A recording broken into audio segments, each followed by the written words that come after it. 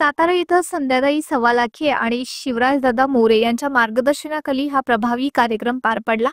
या मोहिमेचा उद्देश सध्याचे सरकार जनादेशाचा अपमान करून सत्तेत आले असल्याचा संदेश जनतेपर्यंत पोहोचवणे हा होता। वोट चोर गद्दी छोड अशा घोषणा देत नागरिकांकडून सही मोहीम राबवण्यात आली। नागरिकांनी मोठ्या संख्येने उपस्थित राहून सरकारविरोधी नाराजी व्यक्त केली।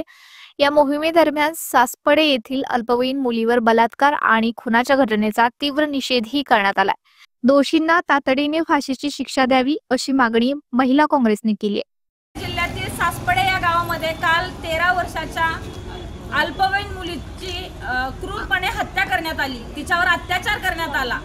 हा आरोपी आहे तो त्यांच्या गावातलाच आहे आणि ह्याची पार्श्वभूमी गुन्हेगाराची होती हे पोलिसांना पूर्वी माहिती होतं, तरी देखील त्याच्यावर कठोर शिक्षा करण्यात आली नाही आणि त्याने शेवटी त्याची क्रूरता वाढल्यानंतर काल आर्या चव्हाण या 13 वर्षीय अल्पवयीन मुलीचा डोक्यात वार करून तिचा दुर्दैवी मृत्यू केला। किंबहुना त्याला फाशी व्हावी ही आमची सर्व साताऱ्यातल्या महिलांची मागणी आहे।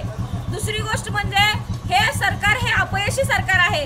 महिलांची न्याय व्यवस्था असेल, सुरक्षा असेल, त्याच्यामध्ये अतिशय हलगर्जीपणा केल्यामुळे महाराष्ट्रामध्ये अनेक महिलांची हत्या होत आहे, त्यांच्यावर वारंवार अत्याचार होत आहेत आणि या अत्याचार रोखण्यामध्ये पोलीस प्रशासन असक्षम ठरलेलं आहे। त्यामुळं माझी अशी विनंती आहे प्रशासनाला आणि पोलीस अधीक्षकांना की त्या नराधमाला तुमच्या ताब्यात न घेता आमच्या सातारा जिल्ह्याच्या महिलांच्या ताब्यात द्यावं, जेणेकरून त्याचे एवढे हाल व्हावेत आणि नंतर अशी अपराध करण्याची बिशात कोणत्याही पुरुषामध्ये राहणार नाही। या ठिकाणी आम्ही सातारा जिल्ह्याच्या वतीनं, महिला काँग्रेसच्या वतीनं, शक्ती अभियानच्या वतीनं सासपडमध्ये घडलेल्या घटनेचा जाहीर निषेध करतो। आरोपीला जास्तीत जास्त शिक्षा व्हावी, किंबहुना फाशी व्हावी ही आमची मागणी आहे आणि येणाऱ्या काळामध्ये महिला सुरक्षित राहतील याची पोलीस प्रशासनाने दखल घ्यावी, अन्यथा मोठ्या प्रमाणात रस्त्यावर उतरून महिला तीव्र असे आंदोलन उभी करतील। दुसरी गोष्ट म्हणजे या ठिकाणी तुम्ही जर विचार केला की पार्श्वभूमी गुन्हेगारी पार्श्वभूमी असणाऱ्या पुरुषांवर ताबडतोब जिल्ह्यातील अधीक्षकांनी त्यांच्यावर कारवाई करावी आणि त्यांना